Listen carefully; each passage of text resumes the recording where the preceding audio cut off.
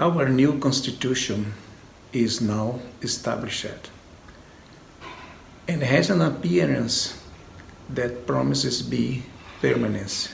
But in this world, nothing can be said as certain except death and taxes. Esta frase foi dita por Benjamin Franklin em 1789 ao comentar a recém-promulgada Constituição dos Estados Unidos da América. E a tradução literal dela diz que, no final, nada pode ser considerado certo nesse mundo, exceto a morte e os impostos. E essa é mais um motivo que a gente tem para falar em planejamento. Eu sou o Carlos Valentim, te dou as boas-vindas a mais um programa Dicas Tributárias. Como eu falei na semana passada, a gente vem tratando nesses vídeos em matéria de planejamento. Já falamos sobre os planejamento sucessório, falamos sobre planejamento tributário e hoje eu quero falar com você sobre planejamento de negócios. Por que é importante você planejar o seu negócio desde o início? E justamente para evitar tributação indesejada, para evitar qualquer tipo de conflito com Receita Federal, Estadual ou Municipal. Na minha página na internet, eu tenho um lema que o meu objetivo é procurar e encontrar o equilíbrio entre receitas, lucratividade e tributação. Existem diversas maneiras de você fazer isso de uma forma segura e é sobre isso que eu quero falar com você hoje. São dicas muito simples de serem implementadas. Por exemplo, tudo começa quando você tem uma ideia de empreender e montar o seu negócio. O primeiro documento do seu negócio chama-se contrato social. E esse contrato social é muito importante porque ele traz o objeto social e dentro desse objeto social há as classificações das atividades de acordo com o CNAE. O CNAE é um Código Nacional de Atividade Econômica que é listado pelo IBGE e ali você classifica a sua atividade. Por que isso é importante do ponto de vista tributário? Do ponto de vista tributário, você pode ser tributado pelo lucro real ou pelo lucro presumido.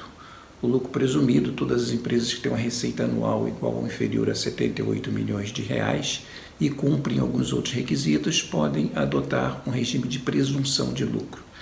Essa presunção de lucro, como o próprio nome sugere, eu pego um pedaço da minha receita operacional e coloco uma taxa sobre ela, que é uma taxa que vai gerar a base de cálculo.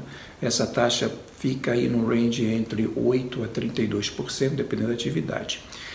E agora, todas as demais receitas não consideradas como operacionais, elas entram cheia, ou seja, na base de 100% para tributação. E isso é extremamente oneroso do ponto de vista fiscal. Então, se no seu contrato social você colocou lá as suas atividades, classificou suas atividades no CNAE e tem alguma atividade que você faz que não está naquele CNAE, essas atividades serão consideradas como não operacional. E assim ela vai entrar numa tributação muito mais alta. Então, a primeira coisa que você tem que fazer é as suas atividades, descrever bem as suas atividades, classificá-las de acordo com o CNAE e aí você vai poder utilizar todas essas receitas como receitas operacionais para fim de determinação de lucro presumido. Tem algumas receitas que você não pode escapar de tributar 100%, como por exemplo são as receitas financeiras.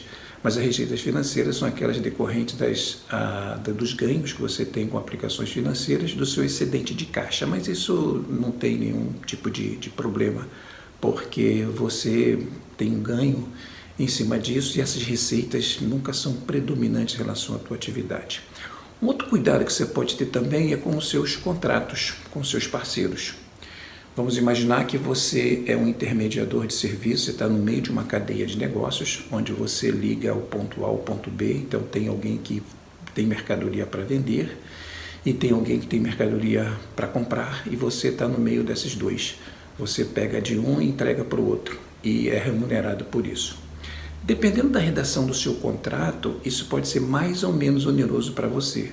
Porque, por exemplo, se no seu contrato tiver lá uma determinação de que o comprador vai pagar para você e você depois vai pagar para o vendedor, o que vai acontecer com isso? Os valores que você receber do comprador serão registrados como receita. Os valores que você pagar ao fornecedor serão considerados como despesas. Então, do líquido, receita menos despesa, vai dar um lucro, que vai ser o mesmo lucro que seria antes. Mas, do ponto de vista tributário, isso não é verdade. Por quê? Porque existem os impostos sobre receitas. Então, sobre a receita que você recebeu, você vai pagar PIS, COFINS, talvez ICMS, talvez IPI, talvez ISS, dependendo do tipo da natureza do serviço ou de mercadoria que for negociado. Então isso vai ser um custo para você bastante elevado. Agora, se você coloca no seu contrato que os valores que você está recebendo do comprador, na verdade não pertencem a você, são valores que você tem que obrigação de passar para o vendedor, você seria só um meio de transição dos valores financeiros e você retém a sua comissão, então nesse caso aí você tem uma obrigação registrada no seu passivo e você tem um direito registrado no seu ativo.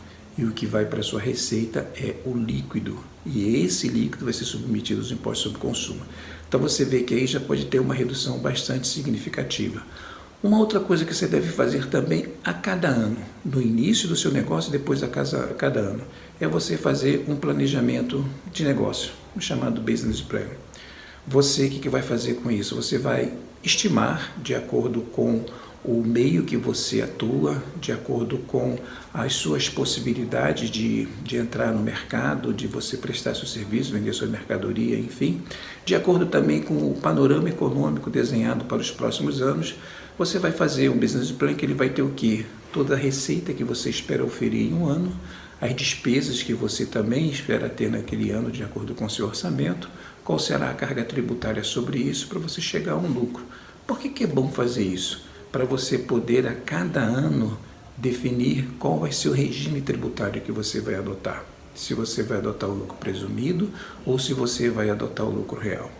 E por que isso é importante? Porque isso é feito no início de cada ano.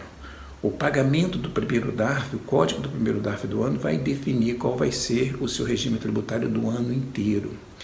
Então imagina se você adota o lucro presumido, vou adotar o lucro presumido porque eu não vou ter 78 milhões de receita mesmo, mas eu esqueci de verificar que, de acordo com o panorama econômico para aquele ano, de acordo com aquilo que eu estou fazendo, até em termos de expansão do meu negócio, eu posso fechar com um prejuízo.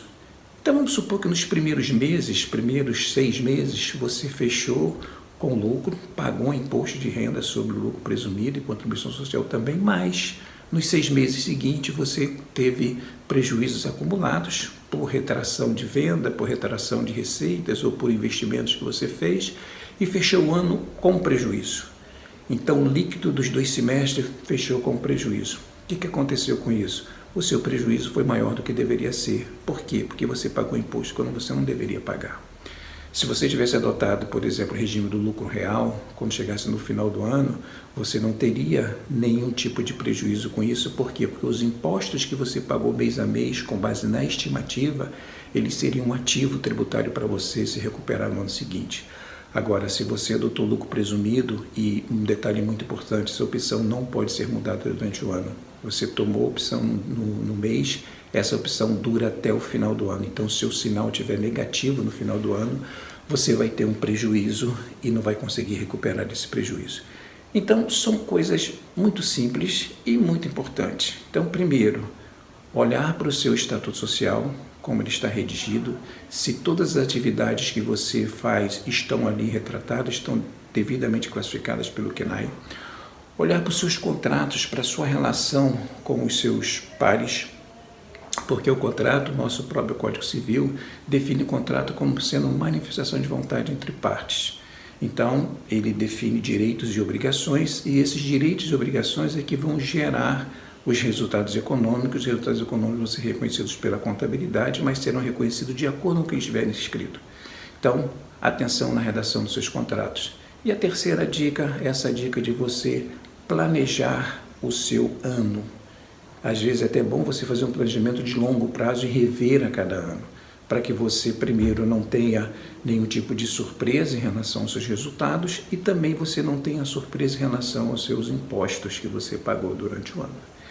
Então, como dizia Benjamin Franklin, os impostos são sempre certos. Ele sempre vai acontecer na sua vida, independente daquilo que você fizer. Então, já que isso é inevitável, que tal fazer com que essa mordida seja menos dolorosa? Legal? Bom, esse era o papo dessa semana, espero que tenha te ajudado. E se você está novo por aqui, se inscreva no canal, aperte aí o sininho das notificações para você ser avisado toda vez que tiver um vídeo novo por aqui. A minha intenção com esses vídeos é apenas trazer para vocês um pouco da minha experiência e ver se eu consigo ajudá-los de alguma forma. Valeu, até a próxima, um abraço, uma boa semana, tchau.